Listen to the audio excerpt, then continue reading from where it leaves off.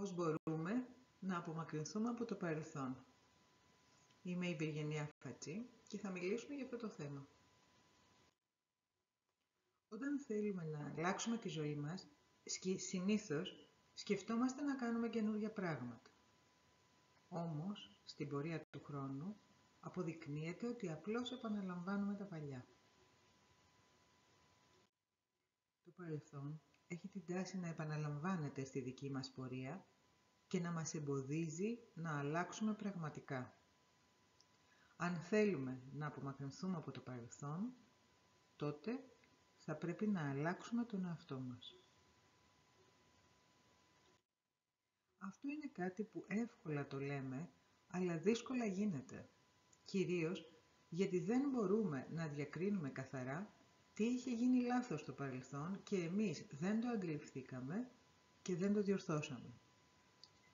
Οι περισσότεροι άνθρωποι σήμερα έχουν μια δυσφορία με τη δουλειά τους.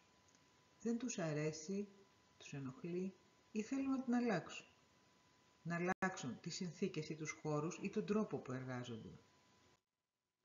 Η επιθυμία αυτή δείχνει μια βαθιά ανάγκη για αλλαγή, που όμως δεν περιορίζεται στην αλλαγή του χώρου ή του τρόπου άσκησης του επαγγέλματος, αλλά πηγαίνει πιο βαθιά και αναζητά βαθύτερα χαρακτηριστικά. Όταν η ανάγκη για αλλαγή είναι βαθιά, τότε μιλάμε για αλλαγή του εαυτού μας που είναι σοβαρή και εκτεταμένη. Χρειάζεται να δουλέψουμε με τον εαυτό μας και για τον εαυτό μας. Αυτά τα δύο πάνε πάντα μαζί, γιατί ο εαυτός μας μπορεί να έχει πνευματική υπόσταση και να ελέγχει το χρόνο, το παρελθόν και το μέλλον μπορεί να είναι ένα για αυτόν, αλλά παράλληλα έχει μια υπόσταση στη γη και την υπόσταση αυτή την εκπροσωπούμε εμείς. Μια καλή αρχή για κάθε αλλαγή είναι να φύγουμε από το εγώ και να πάμε στο εμείς. Το εγώ είναι αφάνταστα περιοριστικό. Μας περιορίζει σε μια περιοχή όπου όλα έχουν συμβεί στο παρελθόν. Έχουν δημιουργήσει άκαμπτες συνήθειες και έναν τρόπο σκέψης στερεοτυπικό.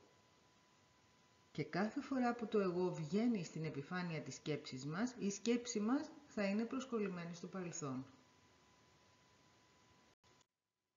Το εμείς ανοίγει μπροστά μας μια ολόκληρη περιοχή με ανοιχτούς ορίζοντες, όπου πολλά μπορούν να συμβούν που πράγματι δεν έχουν συμβεί στο παρελθόν και πολλά μπορούν να γίνουν που πράγματι δεν ανήκουν στο παρελθόν.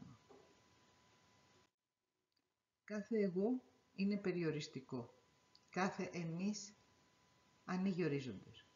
Όταν λέμε εμείς, τότε συνδεόμαστε με ό,τι στο σύμπαν είναι ωραίο και φωτεινό, ό,τι μας εμπνέει και μας καθοδηγεί, ό,τι περιλαμβάνει κάθε καλή αξία της δικής μας ζωής και μας επιτρέπει να υπερβούμε τη βαρύτητα που μας καθυλώνει στο παρελθόν. Εμείς μπορούμε να κατακτήσουμε όλη τη γη. Έτσι πρέπει να νιώθουμε.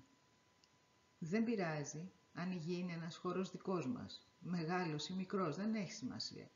Μέσα μας εμείς θα νιώθουμε ότι μπορούμε να κατακτήσουμε τη γη.